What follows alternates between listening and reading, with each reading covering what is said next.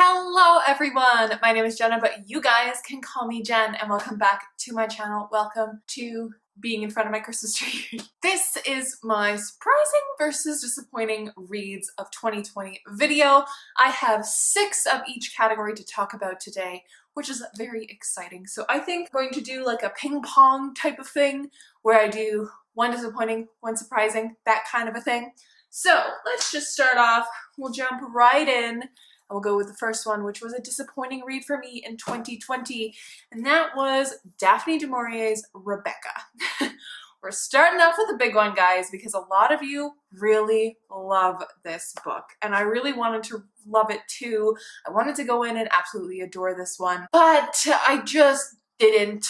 I wasn't enthralled by it, didn't like really any of the characters, I wasn't surprised by anything, and I didn't have any gothic vibes, which is what I was promised going into this. I have been looking forward to reading this book since I found out that it was a Jane Eyre retelling, which I found out in university that this was a Jane Eyre retelling, and I've been looking forward to reading it since then, basically. And I finally got around to reading it this year in October with the purview of then watching the new Netflix adaptation, which I still haven't done because I was disappointed by this book so much. And a lot of people have said that the movie isn't that good either. I have been putting that off, and I don't know if I will ever watch that movie, but so yes, this is the first one I wanted to talk about today. So if you don't know, it is about this nameless main character who we will call Mrs. De Winter.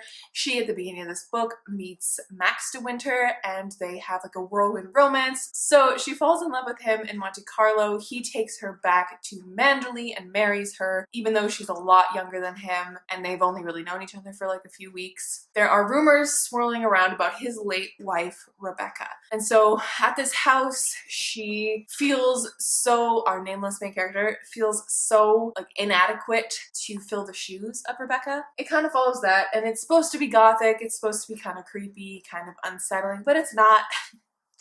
It's not at all, but that's okay. I did still sort of enjoy it. The writing is very beautiful, so there is that, but this is the first one that I'm going to talk about today. All right, the first surprise that I'm going to talk about, surprising read, is The 13th Tale by Dan Setterfield. This one shocked me to no end.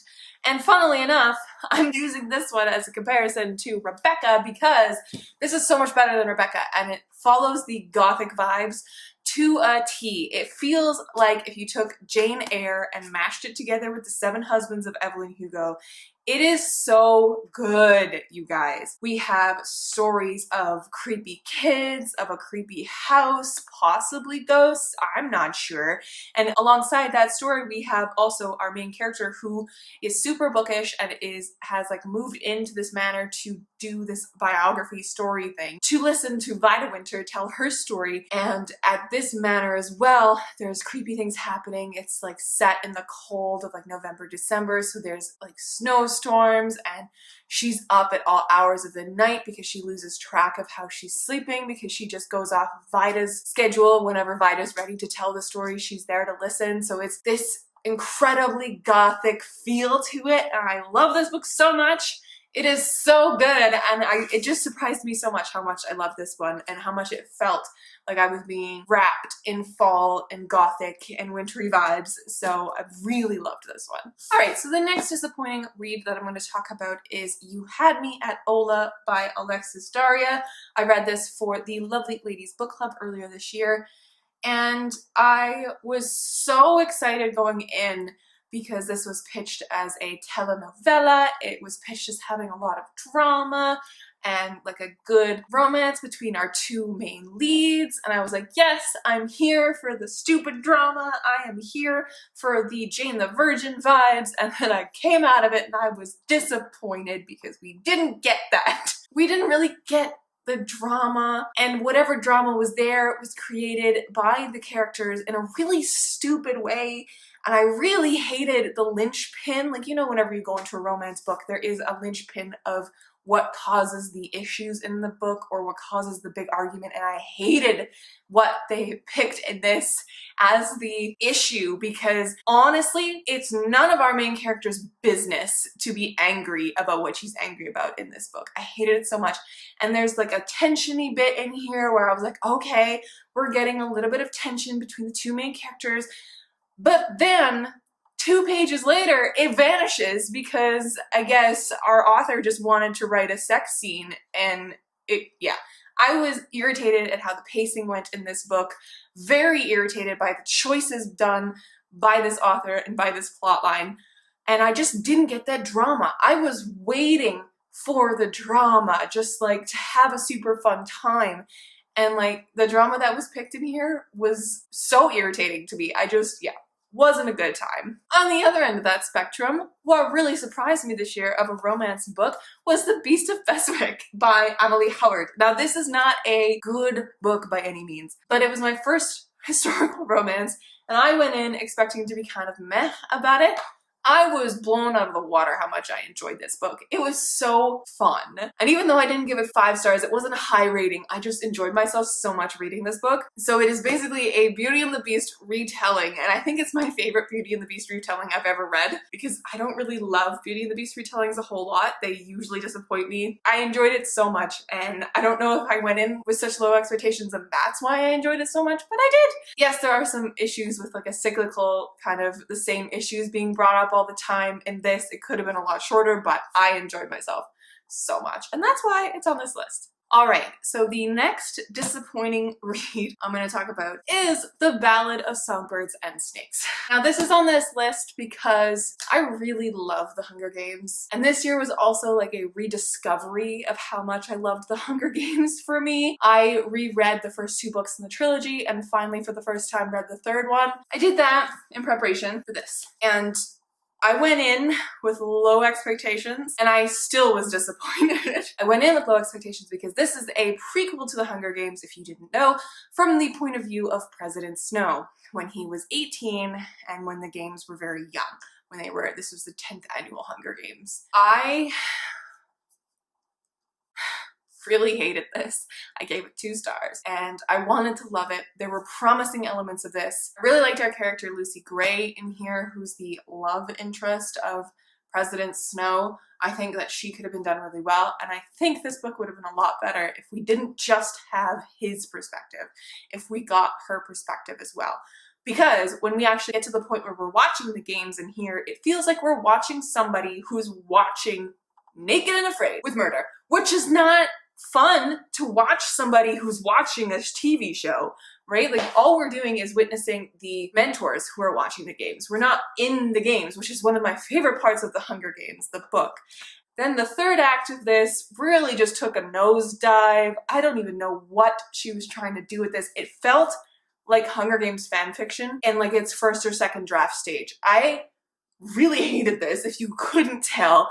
And it was just so disappointing to me because I know we could have gotten a wonderful Hunger Games prequel from Suzanne Collins because her writing is great. She does so well with her writing. Like her writing was good in this. It made me furiously mad at President Snow, which I know is not her point of view. She wrote from President Snow's point of view very well.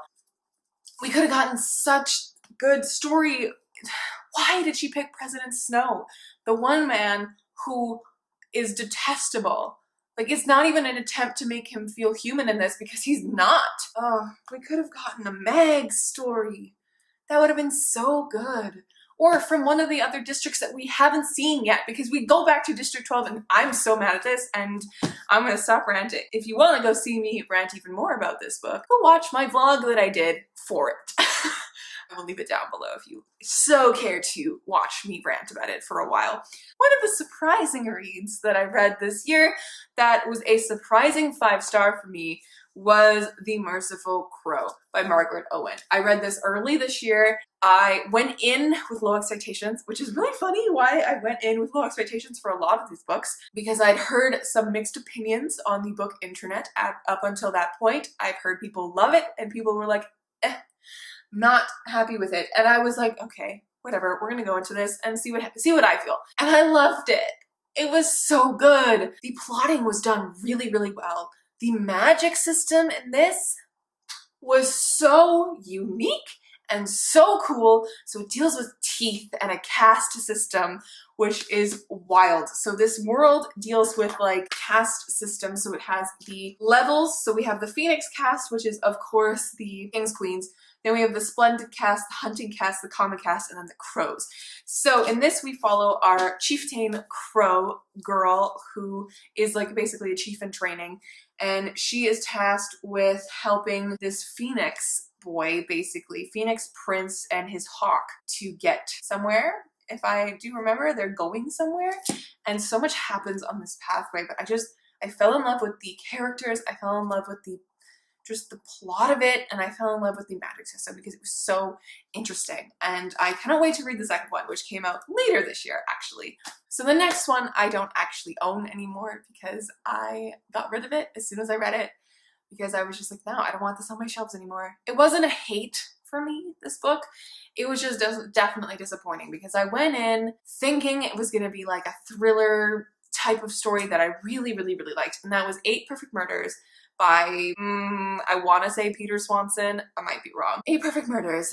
This one has like a literary murder mystery feel to it. So it's about this man who works at a bookstore, and previously he posted a blog post about the 8 perfect literary murders, where he describes them all and like what books they're from or whatever, because he now works at a crime bookstore, which is so cool. I would love to visit just a crime exclusive bookstore. It would be so nice. And one day the police arrive at his place because they've found this list of his, and there are murders that this one police detective thinks are tied to this list. So he gets roped into this investigation, and that all ensues from there. I was very disappointed by this. It was not entertaining to me. The voice of our main point of view wasn't enjoyable at all. And I honestly don't remember a whole lot about it. I just remember finishing it and having like a bad taste in my mouth. I was like, that wasn't very good. So there's that. And I'm going to kind of pair that one with this surprising read, which is not a thriller. It's literary fiction. And that is the Guernsey Literary and Potato Peel Pie Society. This book, chef's kiss perfect. It is an epistolary novel made up of all these different letters that have been written around the time of right after the Second World War ended in 1946. So our writer, Juliet Ashton, gets a bunch of letters from this town on this island named Guernsey. She basically creates this bond with them, and she eventually goes to Guernsey, and it's just so lovely. And the emotion in this is wonderful. You get such lovely character moments in here from the letters. I loved this one so much. And it was surprising to me because at this point as to when I read this, I knew that I liked historical fiction, but I wasn't a big fan of war-centered historical fiction. So like World War I, World War II, that has completely changed for me since I read this book. This one was so lovely and just delicious, and I cried so hard because the grief and the hope in this is just on every page, and oh, it's such a lovely look at humanity, and I loved it so much. I think that's why it was such a surprise for me, not only because of the historical fiction thing, but also just because of how much hope there were in these pages. I loved it so much. Alright, so the next one is another disappointment because it's a bridge book, which is the second book in a series. It didn't feel like it could stand on its own, and it felt like it was just doing the groundwork for the third book, and I was so disappointed in it. This is a book that I should have loved because I loved the first one, and I really loved the third one in this trilogy, and that is V.E. Schwab's A Gathering of Shadows. This is the second book in the Darker Shade of Magic series, and in this one, we follow the same characters, and we also have a few new faces, as well as we have a magical competition. So like, all in all, I should have loved this book because magical competition is one of my favorite things in books. But it just fell so flat for me. I think I rated it a 3.5 star, but like on further reflection, it's more of a 2.5. It just missed the mark with me so far. I don't know what happened with this one, and I can't really even explain it that much because it is the second in a series, so it just really missed the mark. So the first one in this trilogy I rated 4 stars. It wasn't perfect, but I really enjoyed it, especially the second time that I read it. And then the last book I rated 4.5 stars, almost 5, because I loved it so much. It was so incredibly well written, and it like took you by the neck and pulled you along this story until the very end, and it's just heart racing type of thing the whole way through, and I really, really enjoyed that one. This one just totally fell flat for me, and I don't know why, but yeah, so this was definitely a disappointment. And then we have another surprising YA, And this one surprised me because the first little while I was expecting it to be like knights and swashbuckling and like a typical fantasy type of story, but it's very much not. It is soft and gentle fantasy that like not a whole lot happens, but it is wonderful, which it really surprised me because it is such a character-driven story, and I usually hate character-driven stories. I need plot to keep me going, and that is The Guinevere Deception by Kiersten White.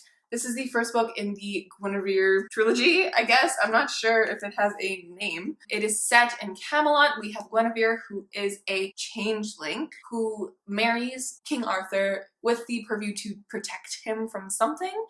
And it basically follows their lives in Camelot. And it is beautifully well done, and I loved it so much. By the end of this, I was sitting there almost breathless with how much I loved it, simply because it is so unassuming and so soft in its fantasy elements. Like, it could be almost a contemporary. It just has magic, and like it's set in Camelot, right? So it is a fantastical world, but it is a King Arthur retelling, and I loved it so much.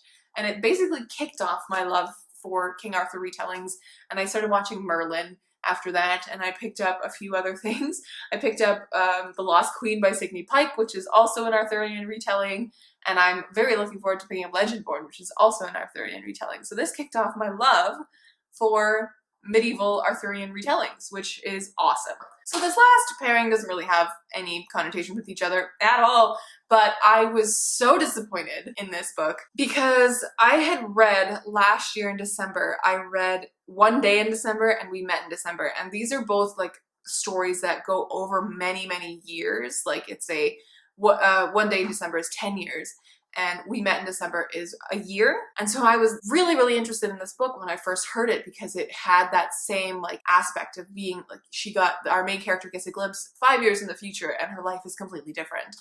And so I went in going like, this is gonna be incredible. This book was in 5 years. I don't remember the author's name. This book had so much promise, but I hated it. I was sobbing by the end of it because it did so many things that I hate when books do.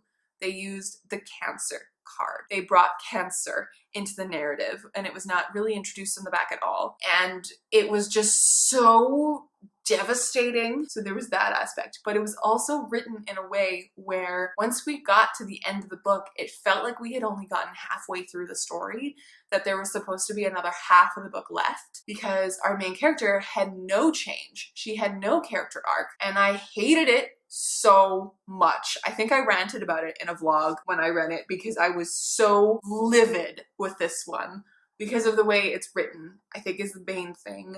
I think it's marketed as a romance, which it most definitely is not. Like, that is not the storyline here. The storyline is a friendship story and a grief story, and it's only half written, and I'm so mad about that. This is another Ballad of Songbirds and Snakes type of issue here. So I got really, really mad at this one. So definitely disappointed with this one. And then the last one that I'm going to talk about that was a surprise for me is one that I read really recently, and that is The Witches of New York by Amy McKay. This book I picked off my shelves mainly because it was October. I wanted something witchy and I wanted something scary, but this is not scary. This is the only witchy book I had on my shelf. So I was like, you know what? Let's give it a try. So I picked it up, I found the audiobook, and I started listening to it, and I fell in love with it so fast. It feels like Practical Magic and The Diviners put together in a delicious combination, and I have read Practical Magic previously a few years ago, and I was disappointed by it. This book is what I wanted Practical Magic to be. It is filled with witchy goodness. It follows a bunch of ladies who are witches in New York around the time when like witches weren't a good thing. Also, women were kind of hunted a little bit because of like, if you tried to help women with their issues, like birth related kind of stuff, you would be like prosecuted, and there was still like this church who's trying to take down witches. It's in a very interesting time. I think it's right in 1880, during the time of when Cleopatra's Needle is coming to New York. So it follows just a wonderful storyline, and I fell in love with it immediately. And I was so surprised by how much I adored this coming out of it. I went in just because I wanted witches, and I came out loving a new book. that is all I have for you guys today. Let me know down below what book you were most disappointed by this year and what book surprised you this year, because I would love to know. I'm really glad I got to make this video, and I really hope you don't mind that I went off on a few little rants in there about the books that I was disappointed by. Make sure to like this video because it really helps me out, and it takes 2 seconds. It doesn't even take you out of this video. Just scroll down, hit that little thumbs up, thank you so much. And make sure to subscribe because all of December I have a bunch of end of the year content coming for you and a little bit of Christmassy content as well, hence why I'm sitting beside my Christmas tree, and it's gonna be a fantastic time. So make sure to subscribe, hit that bell icon so you're notified when I upload because it's gonna be a lot this month. Thank you so much, and I will catch you in another video soon. Stay kind and keep on reading.